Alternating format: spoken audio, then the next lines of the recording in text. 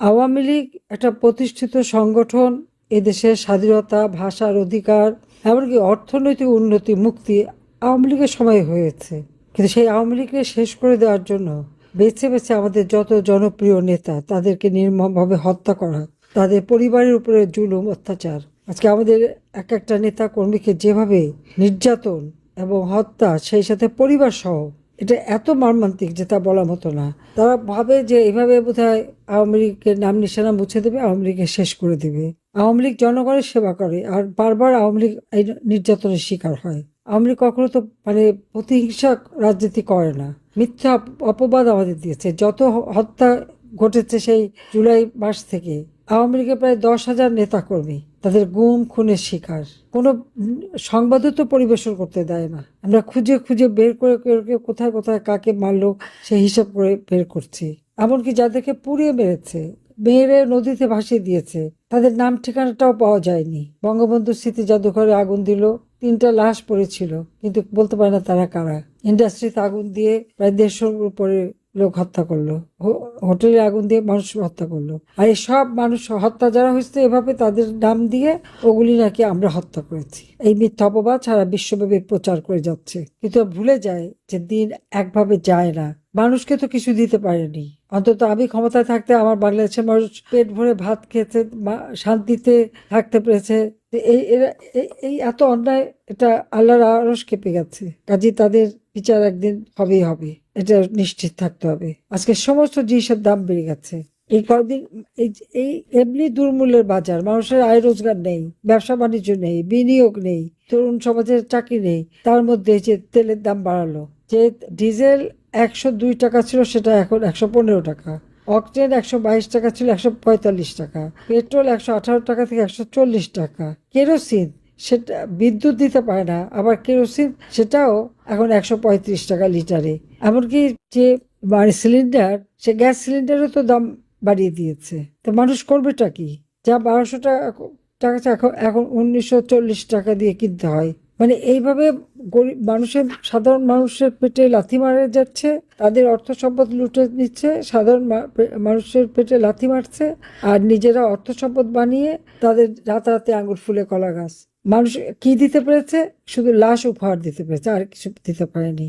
এই অবস্থায় একটা দেশ কখনো চলতে পারে না। এই অবস্থা থেকে দেশকে আমাদের মুক্ত করতে হবে, ইনশাল্লাহ আমরা তা করতে পারবো, এটা আমার বিশ্বাস আছে। কারণ আমি বিশ্বাস করি, কারণ যতবার আমার উপরে হামলা হয়েছে আমি বেঁচে গেছি। এত কাজ করার পরে যেভাবে অপবাদ দিচ্ছিল, আর যেভাবে আচ্ছা ঠিক আছে লাশ ফেলবে, লাশ ফেলে তো আমি ক্ষমতায় থাকতে চাই না।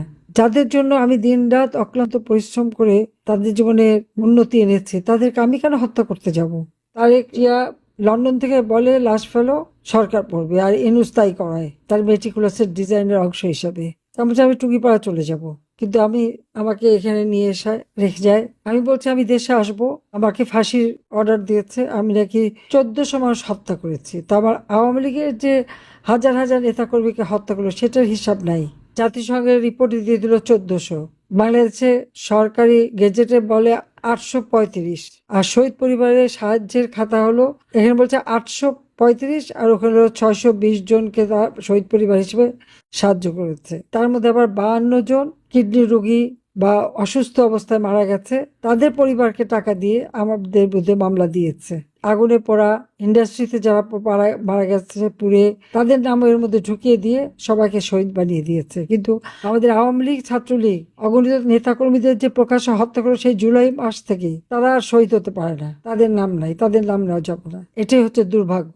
তবে এবার আর ক্ষমা নাই, এবার এদেরকে এই অত্যাচার নির্যাতনের জবাব জনগণই দেবে। কতদিন জনগণকে দাবায় রাখবে? পারবে না। নির্যাতিত হতে হতে হতে হতে মানুষ এখন অতিষ্ঠ হয়ে গেছে। পেটে খাবার নেই, ঘরে ঘরে বিদ্যুৎ দিয়েছিলাম, বিদ্যুৎ নেই, মানুষের কাজ নেই। এই অবস্থার প্রতিকার হবে ইনশাল্লাহ, আমার বিশ্বাস আছে। আমি সবাইকে দোয়া করি, যারা মারা গেছেন তাদের আত্মার মাগফিরাত কামনা করি। তার পরিবারের প্রতি আমার সমবেদনা জানাই। খালি আমি যারা এই যে আপনজন হারিয়েছে, আমি তাদেরকে একটা কথাই বলবো যে আমরা দুই বোন, আমরাই তো তোমাদের দৃষ্টান্ত। একই দিনে মানুষ একটা মৃত্যু শোক সইতে পারে না, আর আমরা একই দিনে মা বাবা ভাই সব হারিয়ে দেশ ছাড়া ঘর ছাড়া রিফিউজ হিসেবে আমাদের থাকতে হয়েছে। বাবা মার হত্যার বিচার ইন্ডেমনিটি দিয়েছে, বিচার করা যাবে না। 21 বছর পর ক্ষমতায় সেই বিচারও করেছি, যুদ্ধ অপরাধীদের বিচার করেছি, সেই প্রতিশোধ নিচ্ছে এখন। এটাও তারা আর এক অন্যায় করছে, এরও প্রতিকার হবে। আমি সবাইকে দোয়া করি।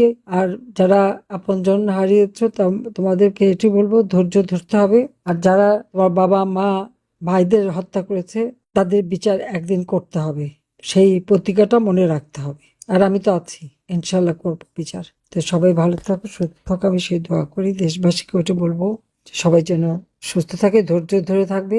আমি খুব শিগগিরই ফিরে আসবো। যদি মরতে হয় দেশের মাটিতেই মরবো, কারণ ওই মাটির জন্য, ওই দেশের জন্য আমার বাবা জীবন দিয়েছে, আমার মা ভাই জীবন দিয়েছে। আমি আছি জনগণের পাশে, তোমাদের পাশে আছি। সবাই ভালো থাকো, সুস্থ থাকো। জয় বাংলা, জয় বঙ্গবন্ধু।